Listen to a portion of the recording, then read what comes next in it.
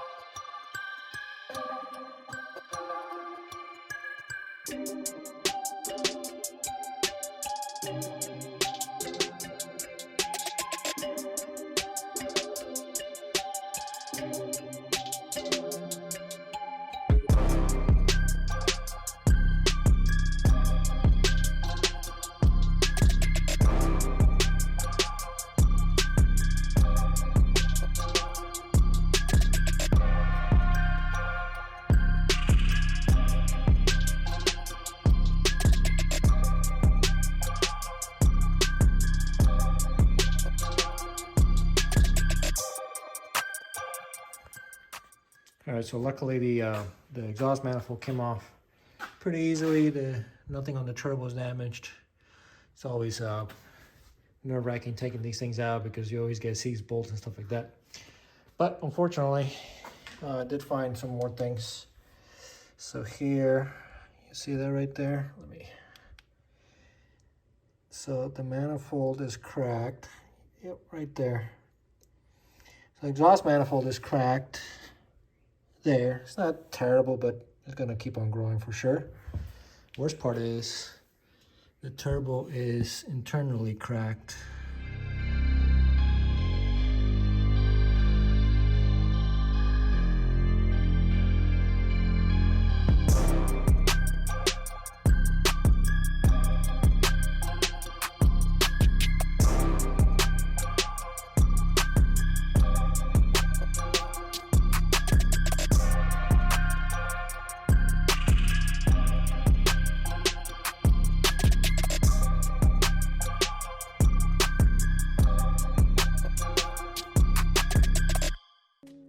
All right, so I made really good progress.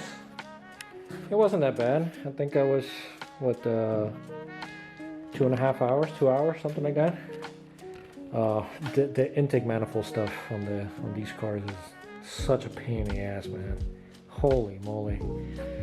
I'd rather do a turbo kit on an Evo 10 all day than try to pull all that stuff off.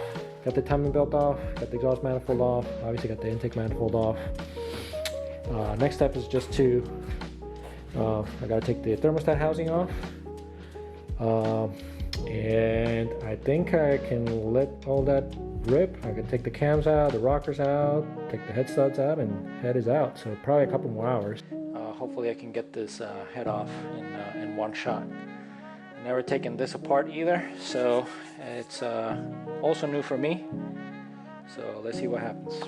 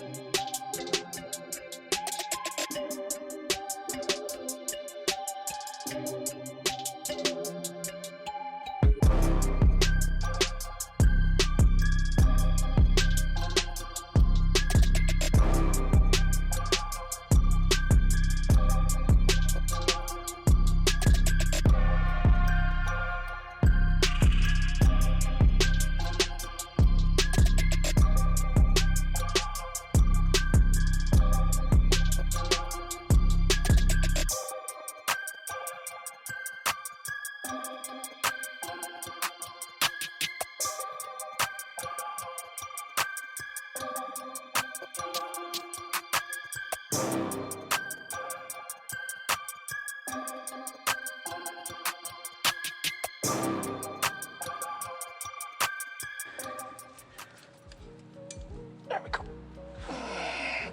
All right.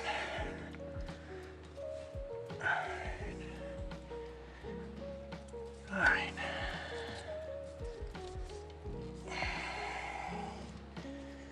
Let's take a look.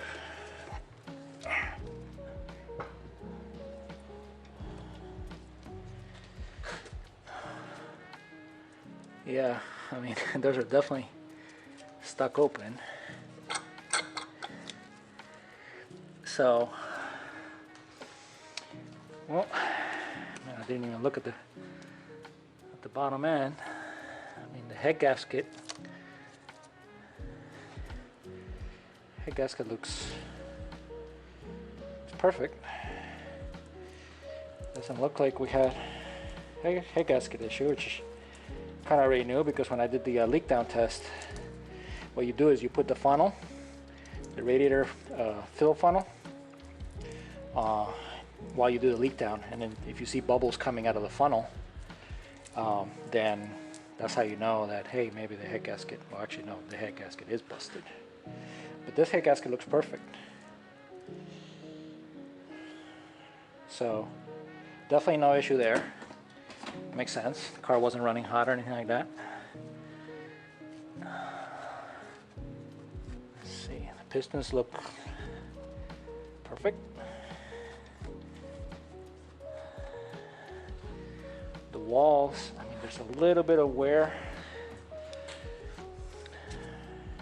I don't want to touch it because my gloves are not clean, but there's a little bit of wear there.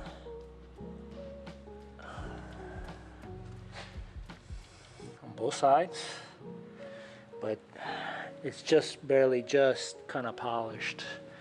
So that's probably because at some point it got hot, okay, and it was starting to make a little contact there. Oh, let's spin it and see.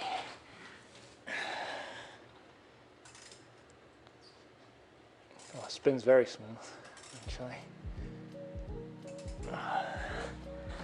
Yeah, so again, a little bit of wear. I don't know if you guys can see, but you know, right there in the middle of the cylinders, okay, there's a little bit of, basically you can see the hash marks from the honing are kind of gone. So, but I think my my assessment of the bottom end being in good shape. I'm gonna put this thing at the very top to see if they look even. I think the bottom end is good. Okay, so I just realized that, you know, that was kind of dumb of me. I had the cams in there, so yeah, of course some of the valves are going to be stuck open, but I learned a little trick here from my buddy Marlon. So let me see if I can do this with two hands. So he was here helping me. So let's see. So what you could do to see if your valve job is good is you take the head and you stand it up like this. So these are the exhaust ports, okay? And then you take some brake cleaner and you fill the port with brake cleaner, okay? And then you can see the brake cleaner coming out, okay? So this is all nice and dry. All right, so I'm drying it, and then little by little it starts to get wet. See how the valve starts to get wet? Look, and it just drips down. See how it's dripping down? So that right there, you know, now you know that that valve is not seating all the way. See how it starts to get wet? And really, most of the valves have a little bit of leakage. Okay, so that really puts me at ease, because it wasn't like a huge amount of leak, right? Because I was still getting compression. 90, yes, is down from normal, but it's not like, it's not completely down. If a valve was, stuck open, you would get zero compression, right? So, but and the leak down was pretty bad. So definitely, you could just see how it just keeps coming out. It just gets wet again and again. So that's a nice trick if you guys ever want to know if your valve job is good, or you're in a similar situation. This one's a weird one, you know what I mean? Because it's not something that you say, okay, yeah, for sure, I can see this, or I can see, you know what I mean? Like, there's nothing that really completely jumps out at you when you look at it like this. It seems like all the valves are kind of sitting there, but obviously, they're not. Alright guys, so I dropped off the head at the machine shop. He was able to put a vacuum on the intake ports, and according to him, he found that 1, 2, and 3 exhaust were all leaking. Okay, and 4 was leaking as well, but much less. So that does explain like my compression tests, right? Because I was getting 1, 2, and 3 were getting 90, and 4 was getting like 135. What doesn't really explain is my leak down test. So I guess I did something wrong with the leak down tests. Anyways, I'm glad that I didn't take it apart for any reason. They were definitely all leaking quite a bit. So hopefully that all goes well. I ended up having to go with the SuperTech valves. The intake OEM valves were not all available. It was going to take a few weeks, and I wasn't going to wait. As you guys saw, the turbo is pretty well cracked. I think if it was a street car, I would let it ride, but since I'm going to be tracking it, I'm not. And obviously the turbo got damaged. Well, look at the O2 housing.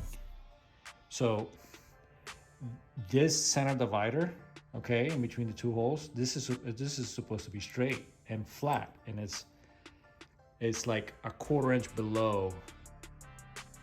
It's a 1/4 inch below the rest of the flange. Like, it's completely mangled, and like all this is like burnt off spots.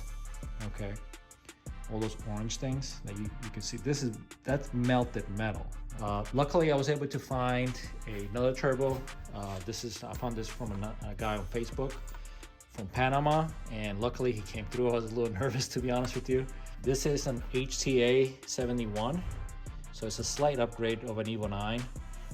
It just has I think it has a better compressor wheel, like a billet compressor wheel. Okay, since the O2 housing is aft, I ended up ordering NVIDIA cast O2 housing. Besides that, I ended up having to get new injectors, because the old injectors, those precision injectors, were all effed up as well. So this thing is spiraled out of control pretty quick. So we're fixing the head, new valves, springs and retainers, new seats, new valve locks. Okay, obviously all new gaskets, right? New O2 housing, not new, but new to me, slightly upgraded turbo, new injectors, and while we're in there, might as well pretty it up a little bit, get rid of all those rusty bolts, no hardware. I cleaned the intake manifold. That thing was horrendously black. Okay, again, catch can guys. I want to clean the intercooler as well. I just don't know how. I mean, when I look down here, let me see if I can get it on camera. When you look in there, this thing is, see that black stuff in there? Yeah, it's all like oily stuff. So again, no catch can. I gotta clean the throttle body. It's not too bad, but I gotta clean the throttle body. And then I have plans for the for the valve cover as well. But I think I'm gonna leave it at that, guys. Video's probably already getting too long, so hopefully in the next video we'll get the head back on, we'll get all this stuff put back together, and hopefully get this thing back up and running. I am gonna have an update on the Evo 10, all right? And then we're gonna be taking this back out to the track. I know the Evo gang is not too excited about this Blue Beast, but hey, my New Balance guys are also out there, all right? They wanna see this thing go fast. So, all right, so stick around, guys. Later.